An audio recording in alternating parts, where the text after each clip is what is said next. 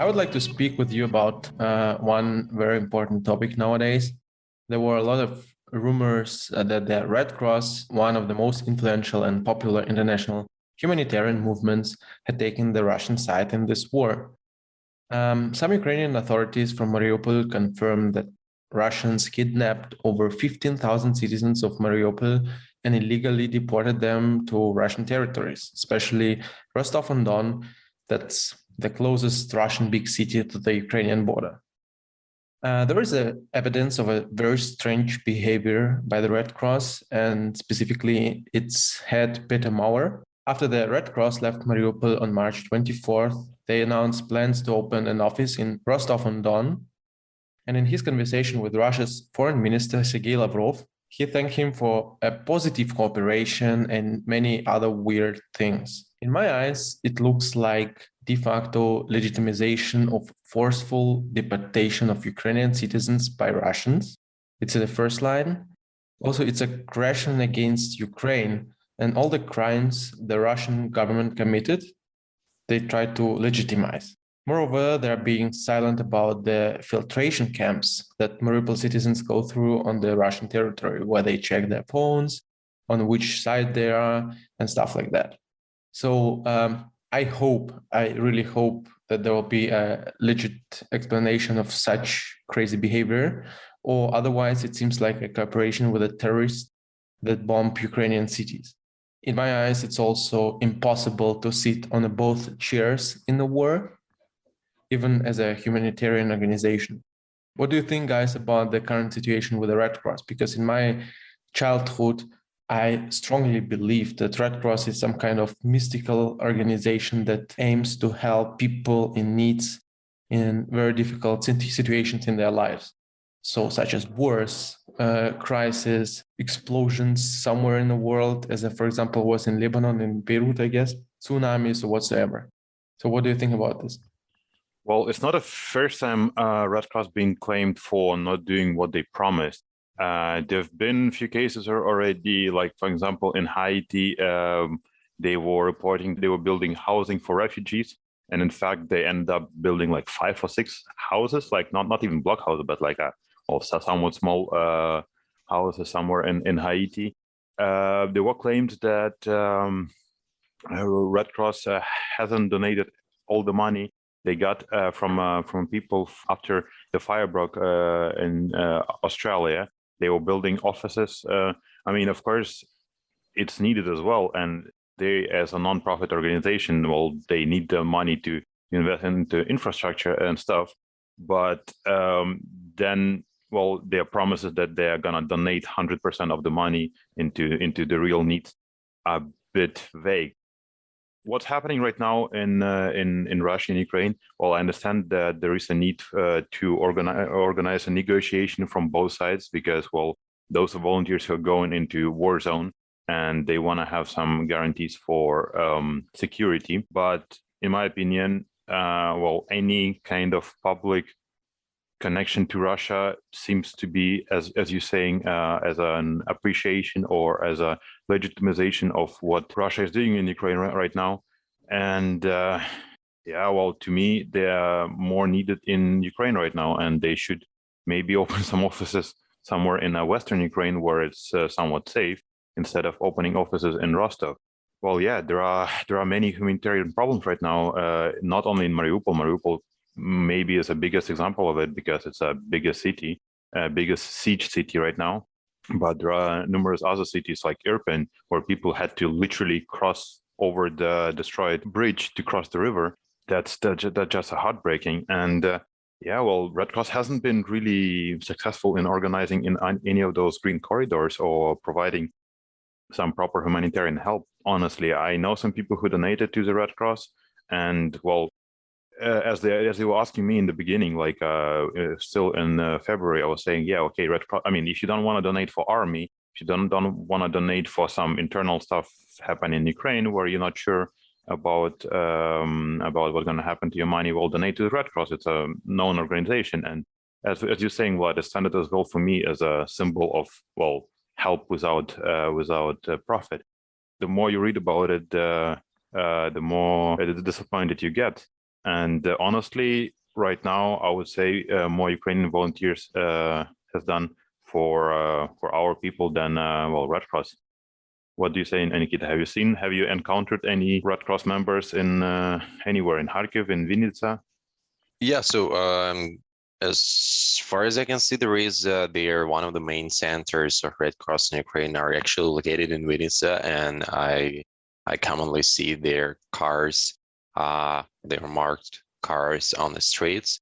But getting back to the question regarding filtration concentration camps and their actions in Rostov, in general, the concept of the Red Cross, it's an organization that has no borders and that's working on the both sides of the war. And I do understand that, and I feel that it's important to provide help for both of the people who are struggling, who are suffering, wherever side of border is it Russian border, Russian side or Ukrainian side. But the problem that we're looking and we're discussing right now that they're crossing this border.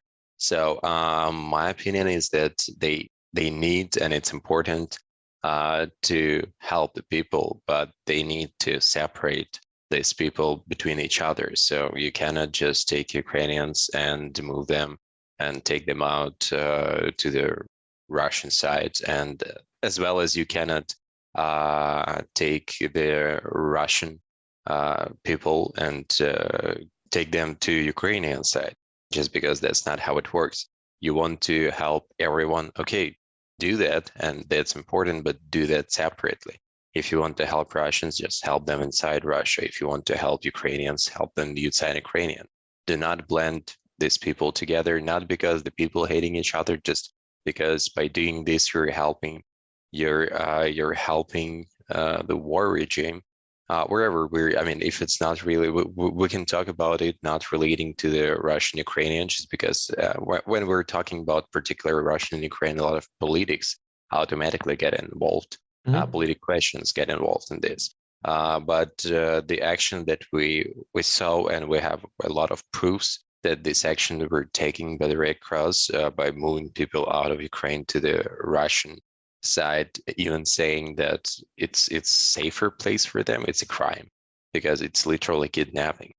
Because people who are in need, they don't have enough power to change the situation, and they don't have enough willingness. They might don't have enough willingness or power to resist for this help. And now we can see that we're faced with the question whether we need to resist some type of help just because this help leads to the crime.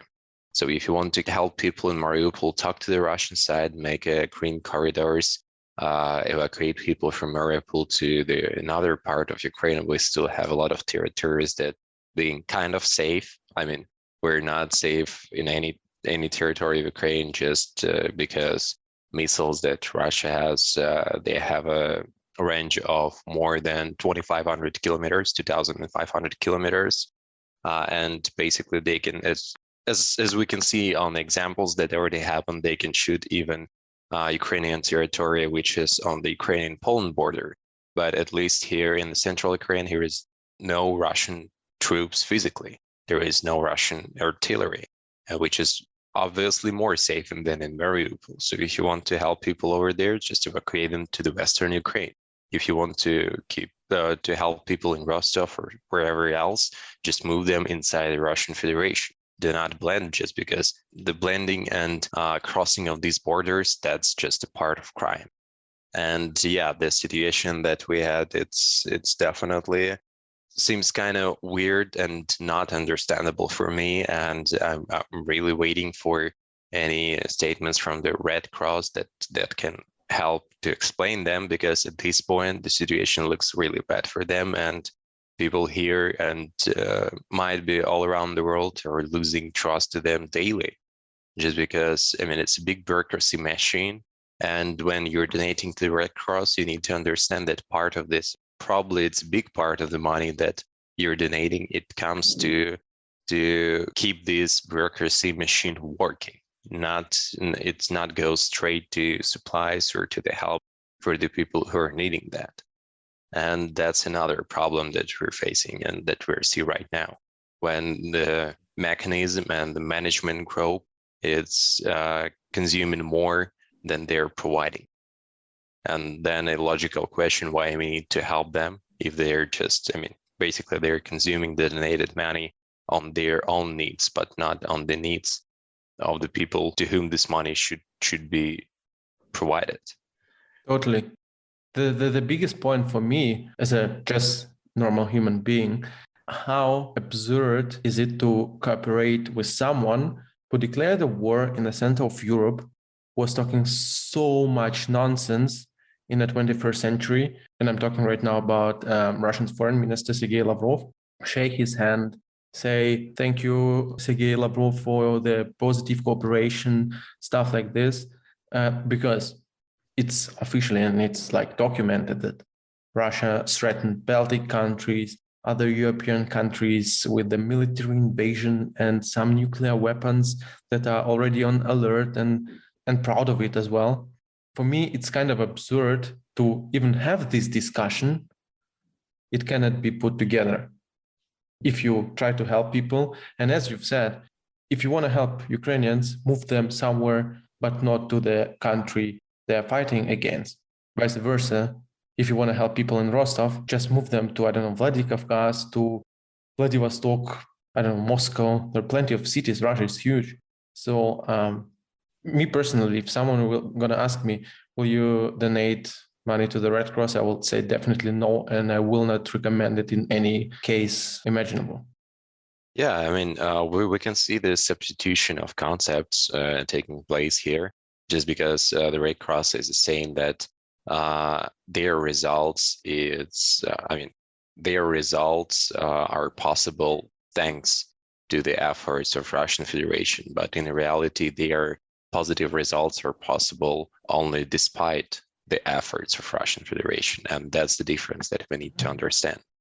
Do you think it's possible to negotiate with Russian government? To my mind, they speak only on the language of power, dominance, violence, and force. And is it possible, let's say from the Red Cross perspective, to have a critical human conversation with the Russian government and to come up to some outcomes, real positive outcomes? We need to understand that Russian governments, they are not trying to achieve, despite wherever they're saying they're not trying to achieve any human goals or world positive goals. They are doing wherever taking advantage, providing the advantage to them, wherever it's more profitable to them. So the way of democracy conversation, of talking, it's important, and we have to keep trying to resolve all the problems that we have through the democracy way. Because, at least I don't want to see my country going down to the level of Russian Federation where the language of power is the main language. But yeah, we still need to understand that despite our tries and our efforts, they're still making decision based on their profit as the main decision making for Russian Federation. And we can achieve some goals and we can achieve some positives changes by talking to them, but that's not because we're doing good. Not because we are telling the truth or telling the right things, but just because they're considering this action as profitable for themselves as right now.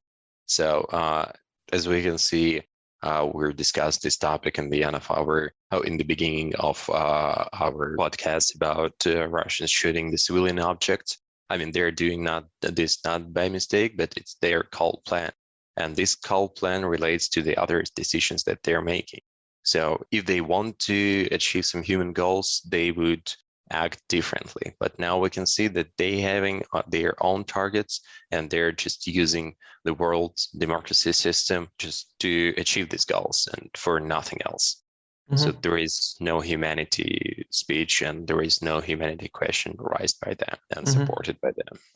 We have to keep trying and we have to keep talking to them, but meanwhile, we need to understand that they're not talking our language. They're talking language of power and language of fear. And it's not changeable until their government model is changed. Totally agree. it's very similar to what happened in a Second World War. I mean, it was a attack out of the cold intention. It's not like Ukraine was threatening Russia whatsoever. Haven't been even talks about Ukraine joining NATO. We were aiming for joining the European Union, which was still a far road for us to go. And if Russia is so much afraid by NATO, it has plenty of NATO members on its border, like Poland, like Baltic countries, etc. Nobody attacking Russia. But as soon as Ukraine want to do something on its own will and don't join the Russian madness, they call peace, we have to be restrained. And I mean, they knew the consequences. Maybe they were a bit too optimistic on their power assumptions. Maybe they were expecting to do the blitzkrieg and take over Kyiv within a few days. But I mean, they were knowing that they're gonna kill civilians, that they're gonna shoot civil objects, and that's they will go into this war straight with understanding that is going to be war crimes committed, and they don't care. So it's not like it's happening out of mistake. They're shooting it on purpose, and they're shooting it all over the place, all over the Ukraine. So it's not mistakes; it's a normality for them. So their goal is maximum destruction, more civilian casualties whatsoever, and they can stand this war for a while because it's not taking place on their territory, and they have plenty of cannon flash to feed. And they've been doing it ever since. Like Second World War, the casualties of Soviet Union were much bigger than casualties of Germany. The Chechnya, it was a bloodbath. Afghanistan was a bloodbath, and pretty much every war Russia led was leading to the great human casualties, mainly on Russian side. They don't really care about it. I mean, they're taking this in an assumption, and they just pursuing the goal. Like, we're gonna lose 15,000 troops right now. It's okay if we were gonna reach our goal. That's right. Yeah, it's literally a source. And ever since the Georgian War, there've been claims that Russia is using prohibited weaponry like cluster bombs, and they kept using it. And there are some proofs which, to me, are enough to do something about it, to put some sanctions, or maybe to bring them to peace or something. But no, I mean, there are numerous footage of they're using phosphorus ammunition, they're using cluster bombs on civilian objects. Well, that's a straightforward war crime. They're not even hiding it, and that's unfortunately everything a part of a big cold-minded plan, which taking human life as a resource, unfortunately. I have a question to you guys based on this. What do you see the future of Ukraine as a country?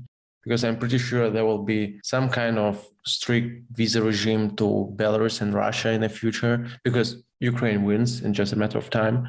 Also, economically and diplomatically, all the loads to those countries will be removed to Belarus and to Russia. Trading bans for companies who are supporting mad Russian aggression, and so on and so on and so on. So how do you envision the Ukrainian future in the next, 3 to 5 years after the war ends? So I have to say that's really important understanding that Ukraine, as well as the other European Eastern regions, don't have any future at all until the form of government in Russia changed. Because wherever will be the consequences of this war, wherever who wins, if the form of government in Russia will stay the same, the Putin will be still in the top of the power. As we said before, their plans never changed, and his plans remain the same. And everyone needs to understand that right now we're fighting not against the Russian troopers, but against the Russian governments. And until it remains, nobody has a calm and silent future, at least in Europe, at most in the world. But looking optimistically, I hope and I strongly believe that in the end, it will end up fine. And there will be some changes in our neighborhood country. And after that, I'm looking pretty optimistic in our future, just because, as you say, Ukraine is the breadbox of entire world, as well as Ukraine has a strong natural resources potential. and the most important, the strong human potential.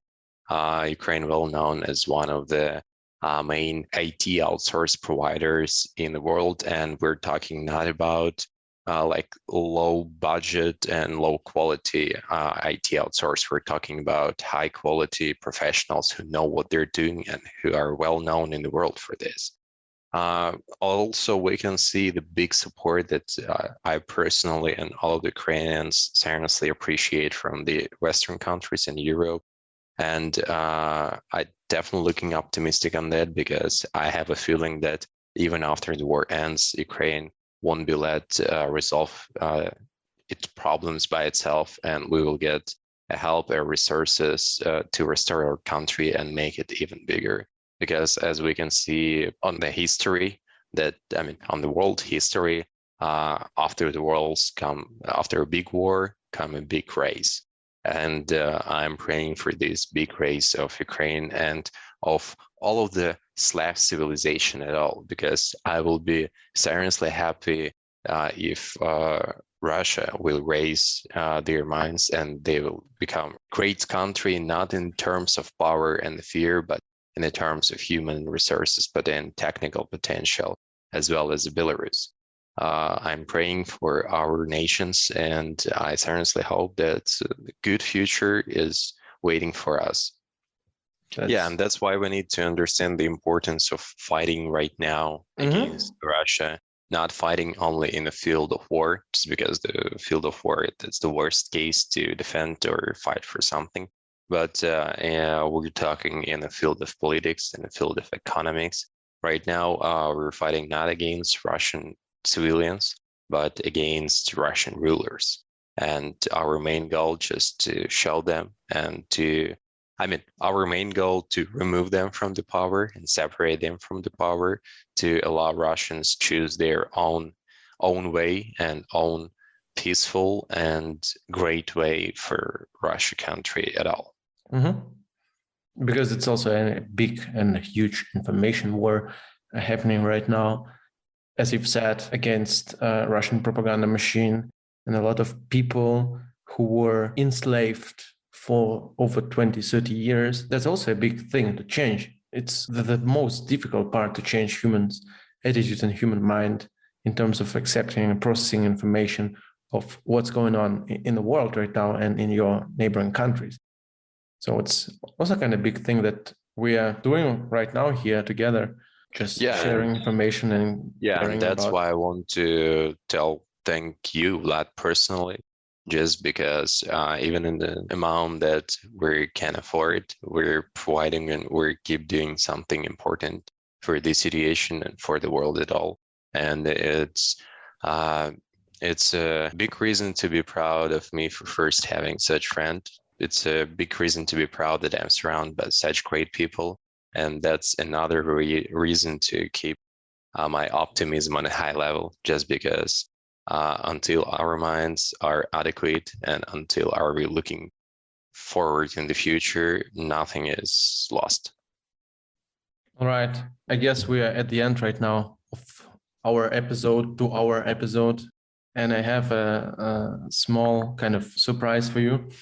On our Futurisity podcast, we also have our special rubric named Blitz. It has nothing to do with a blitzkrieg. Yeah, it was created back in the days before the war started. The idea behind is very simple. I'm going to ask you questions, and you have to answer them without any kind of deep reflection and pondering right away. Try to follow your heart and not your brain. Try to catch the first answer that you come to your mind, and we'll start. I'll ask question, Danylo, you answer, Anikita, you answer, and then we move there. It'll be in total 5 questions. You ready? All right, let's go. What was your biggest dream before the war started? One of my dreams, I had 2 dreams. First is take a rodeo with you guys, take a long car trip. And also it was I had 2 dreams. First, I went to America, buy a 6-meter 2-door coupe and drive from West Coast to the East Coast. And the second dream was to buy a smaller coupe like a Mazda Miata and drive all around the Austria and Switzerland mountains. My dream was actually bit more close. I was hoping to pass my exams, which coming next week, and afterwards I was really looking forward to go to Georgia with you guys as we were planning it, because last time we've been there it was pretty epic. Bit more global. I was really hoping that my grandparents gonna visit me sometime in Germany. Those are the people I care the most for. Those are the people I grew up with. And fortunately, they're right now on their way to Germany, not in the conditions I dreamed about it, but because I really want them to be safe. They're old people. And it's both coming true. Unfortunately, not in the conditions I was hoping for. If you could have only one superpower, what would it be? Responsibility. Good one. I want to be silently and 100% responsible for the actions and for the decision that I'm taking. Probably that's it. I would say humanity. It's always very important to say human, and it's very difficult sometimes under the circumstances where sometimes you want to take an opportunity, sometimes you want to be comfortable, sometimes you want to please yourself or please the others. But it's very important to me to stay human in the first place, and good human. But that's self-explanatory to me. Treat people like you want them to treat you. One thing you're afraid of? I'm afraid of the people who I love having troubles. I mean, any type of, right now we're probably speaking of life troubles or life danger, and that's the only thing that worries. I don't want people who I love and who I like to get hurt, to get injured, and to get problems with building their future and their happy life. No, I would join you, Anikita, because before the war started, you had a completely different perspective on everything, and you couldn't imagine your friends, family, relatives dying because of shelling or something. But right now it became our reality in Ukraine, and I'm really hoping that my dearest ones, my people who surround me, they will be doing all right, and that I'm really afraid of wars now. What is the meaning of life? Did you figure it out? As Douglas Adams would say, 42. Meaning of life, I mean, I would say do as much good as you can, to do as much good to you, to your community, to your close ones, to provide the most help you can do, and to enjoy your life. No, nevertheless, you have to enjoy what you're doing. You have to enjoy the decisions you're making. Sometimes it's not easy, but it's all about, as I was saying before, all about being a good human. I totally agree. That was probably my answer as well. So first, it's a humanity, to stay human. And second, it's a pleasure. So we have to stay humans, and we have to deal with wherever we have in our lives. We just have to know how to get pleasure from any situation. And until we're happy and until we're humans, life is succeed. Imagine that tomorrow in the morning, you have a chance to have a only 5-minute speech in front of the Russian government, including Putin. What would you say to them? I would ask them to stop, honestly.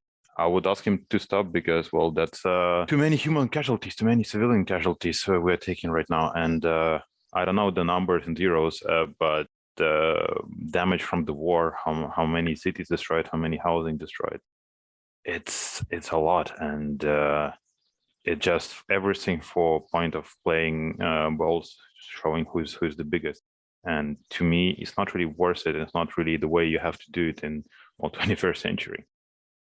I'm really sharing Danylo's answer, because in general, I have nothing to say to these people because they already made their own decisions. And as we can see, nothing can change or stop them. So it would be just 5 minutes of silence for all people who died in Ukraine, or people who are suffering in the world, for all children who lost their homes, and all mothers who lost their children. Thank you very much for joining, guys. It was a very nice and deep conversation. And at the end, I would say, from my heart, Ukrainians are fighting not only for its freedom and independence, but also for the independence and democracy of all the Europe and also of the whole world. the price that Ukraine is paying right now for keeping all the European countries from the Russian threat is enormous. Glory of Ukrainian heroes is eternal. Thank you for hosting it. Thank you for providing this information. Thank you for providing our thoughts to your listeners, to the people who are going to listen it. And maybe they will think one more extra time about Ukraine, about what's happening in the world right now. And it's very important to share our opinions, our pain, which we are all feeling right now with the people around us. Thank you. Thank you, Vlad. Thank you very much for joining. I hope to see you back on our Futurisity Podcast. Slava Ukraini! Героям слава!